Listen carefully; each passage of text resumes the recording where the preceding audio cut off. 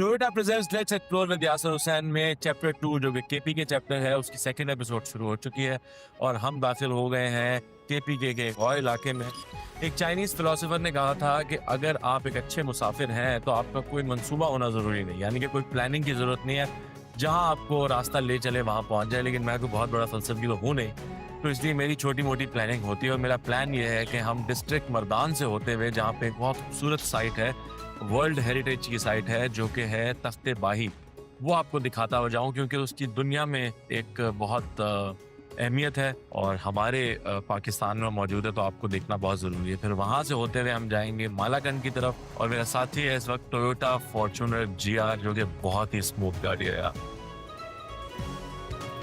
वो कहते हैं ना कि जो चीज जिसके नसीब में होती है उसी को मिलती है। मैंने रावलपिंडी में अपनी वालदा की कब्र पर डालने के लिए कुछ फूल लिए थे, लेकिन वो फूल इस गाड़ी में रह गए और मैं दूसरी गाड़ी में उस कब्रिस्तान चला गया तो फूल नहीं डल सके। यहाँ आते हुए अचानक मेरी नजर एक कब्रिस्तान पर पड़ी और मैं वहां रुका। सोचिए, रावलपिंडी से खरीदे हुए फूल यहाँ किसी की कब्र पर डले। मैंने फातिहा पढ़ी और अपना सफर दोबारा शुरू किया।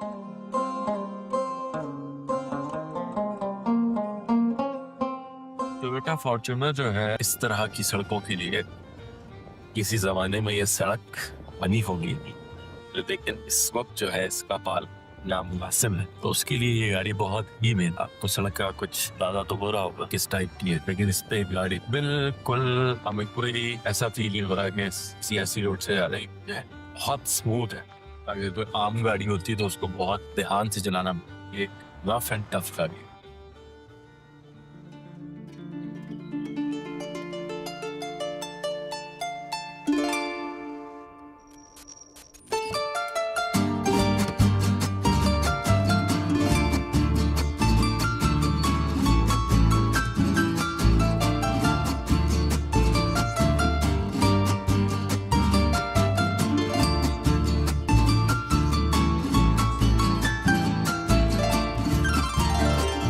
अभी हम विजिट करने के लिए जा रहे हैं। इस साइट का एंशिएंट नेम था आज से 2000 साल पहले तख्त बही, the combination of two words. तख्त मीन थ्रोन, पहाड़ के ऊपर हम जगह, बही मीन वाटर स्प्रिंग। अच्छा, आज से 2000 साल पहले यहाँ पे 2 चश्मे हुआ करते थे जो बुद्धिस्ट पीपल वाटर पर्पस के लिए इस्तेमाल करते थे। और ये साइट जो है, इस साइट का हिस्ट्री का जो पीरियड है 1st century BC belong to 7th century AD। Complex of Takht Bahi जो है ये 2000 ईयर ओल्ड बुद्धिस्ट कॉम्प्लेक्स है। ये साइट आई मीन अखबई आर्कियोलॉजिकल साइट जो है ये फर्स्ट टाइम डिस्कवर हुआ है in the period of Manjit Singh in 1836। अच्छा, यहाँ पे प्रॉपर एक्सक्यूवेशन जो है before partition of Pakistan start हुई है 1906 से 1909। The first period of excavation जो है ये ब्रिटिश आर्कियोलॉजिस्ट ने कंडक्ट किया था, आई मीन ASI डिपार्टमेंट में। ASI mean archaeological survey of India. Second period of excavation जो है ये 1910 से 1913 तक yeah, during the time of excavation, with sculptures, coins, beads is restored that time that all are shifted from here to British Museum. वो जा चुके हैं सब। हाँ, the line is for differentiation ताकि हर किसी को पता चले कि इस स्ट्रक्चर में, इस मुनासिब में कौन सा एरिया जो है वो टाइम टू टाइम रिजर्व हुआ है और कौन सा एरिया जो है वो ओरिजिनल हालत में है। तो इस लाइन से यहाँ से बेस से लेकर यहाँ तक ये इनर साइड स्ट्रक्चर जो है ये ASI वालों ने before partition of Pakistan, ASI में आर्कियोलॉजिकल सर्वे ऑफ इंडिया 1946 में ये एरिया जो है ये प्रिजर्व हुए और इस लाइन के अपर साइड पे ये सारा स्ट्रक्चर जो है ये ओरिजिनल है, 2000 ईयर ओल्ड।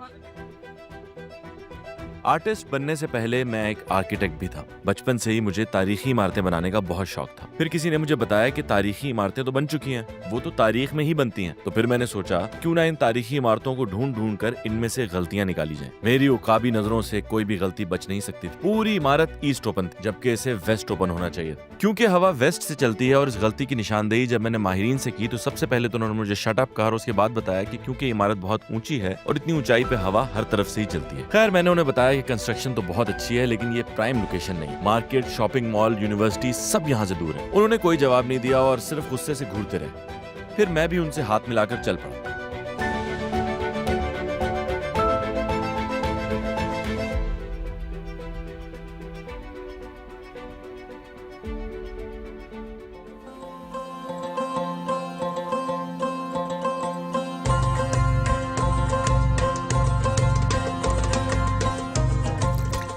भूख लग रही थी और पेट भी था खाली। मैंने की जुगाली और हरी मिर्च खा ली।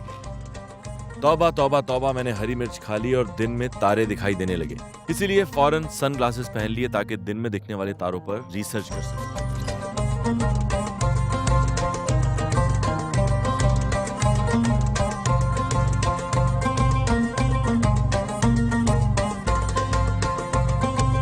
कितना प्यारा खूबसूरत नज़ारा है मालाकंड का, क्या अच्छा मौसम है। लेकिन एक चीज़ जो हम करते हैं, पकोड़े समोसों के बकाया जात, कोई कोल्ड ड्रिंक, उधर भी 10 चीज़ें गिरी हुई हैं, दिखाएं ज़रा उधर। यार ये देखें, इतनी खूबसूरत ज़मीन दी है हमें अल्लाह ने, क्या करते हैं हम।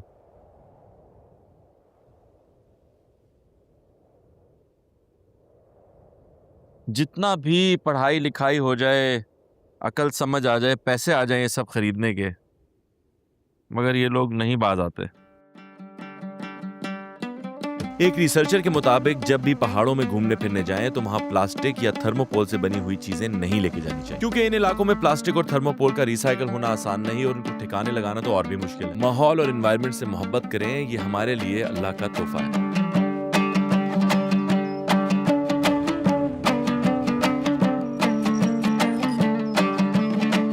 शहजाद भाई हैं और शहजाद भाई जो है वो पुलिस में काम करते हैं जी। शहजाद भाई मुझे बताएं कि ये अभी हम मालाकंड से अचानक हम कहाँ किस जगह पे आ गए?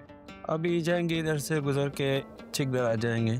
चिकदरा जाएंगे। चिकदर अंदर से मोटा भी शो है ना। हाँ? अभी हम बटखेला पे जी। बटखेला। जी जी। और ये जो क्या नाम है बाजार आप बता रहे थे बटखेला का थोड़ा? तो ये बटखेला का बाजार है, ये एशिया में मशहूर बड़ा बाजार है ना सबसे। एशिया का सबसे बड़ा बाजार। बिल्कुल जी। ऐसे लंबाई में सबसे बड़ा? लंबाई में बोल। तो ये इतनी खूबसूरत जगह पे आप रहते हैं, आप बटखेला में रहते हैं? जी सर। हम तो आप तो यहाँ से स्वाद मेरे ख्याल में 1 घंटा दूर है। तकरीबन 1 घंटा 45 मिनट लग जाता है। और चिकदरा जाते हैं? चिकदरा तकरीबन 20-25 मिनट लग जाएगा। तो आप तो बस बाइक निकालते हैं और बहुत खूबसूरती में चले जाते हैं। हाँ बिल्कुल जी। तो आप लोगों को तो कोई डिप्रेशन, कोई एंजाइटी, ये तो चीज़ें होती नहीं होंगी? नहीं, कुछ भी नहीं है, वो माशाल्लाह बहुत साफ सुथरा माहौल है, खूबसूरत सा। हाँ, तो अगर किसी के पास ऐसी गाड़ी हो फॉर्च्यूनर, जी जी, तो उसको तो क्या चाहिए, क्या करे हो? तो बस वो बस मजे करे ना, अच्छी गाड़ी हो तो बस।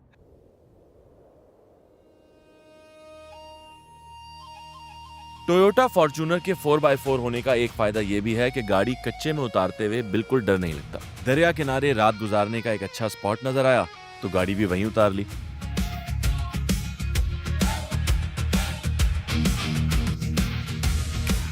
यहाँ पहुंचकर पता चला कि मैं तो एक अच्छा ट्रैवलर हूँ। कुर्सी, चूल्हा, लकड़ी, फ्राइंग पैन सब कुछ लेकर आया था, लेकिन फिर ख्याल आया कि पकाने के लिए तो कुछ लाया ही नहीं। लेकिन फिर हाथ में पकड़ी फिशिंग रॉड ने झटका खाया और मेरा दिल भी ललचाया, क्योंकि एक शिकार कांटे में फंसा था। कुछ देर मछली का डांस देखा, फिर मछली थक गई, जाहिर है वो प्रोफेशनल डांसर तो थी नहीं। उसके बाद मैंने मछली को फ्राई करने का फैसला किया, क्योंकि आप जानते हैं कि मैं अच्छे ट्रैवलर और अच्छे आर्टिस्ट के साथ साथ एक बहुत अच्छा कुक भी हूँ। इसीलिए जुबैदा आपा के सारे टोटके और रेसिपीज से मदद लेने के बाद मैंने उस मछली को फ्राई कर लिया।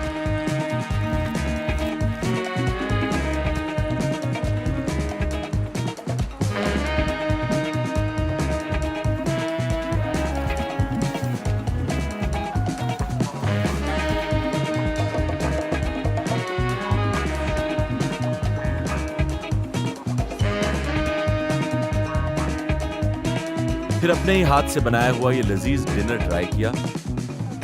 हिसाब लगाया कि कल चतराल जाने के लिए कितना सफर करना पड़ा। क्योंकि चतराल का सफर बहुत ज्यादा था तो मैंने सोने का फैसला किया। कल आपको लेके चलूंगा चतराल। तब तक रखिए अपना ख्याल और दिल में ना आने दें ऐसा कोई भी ख्याल जिससे हो आपको किसी किस्म का कोई मलाल। वाह, ये तो सोते सोते शायरी हो गई।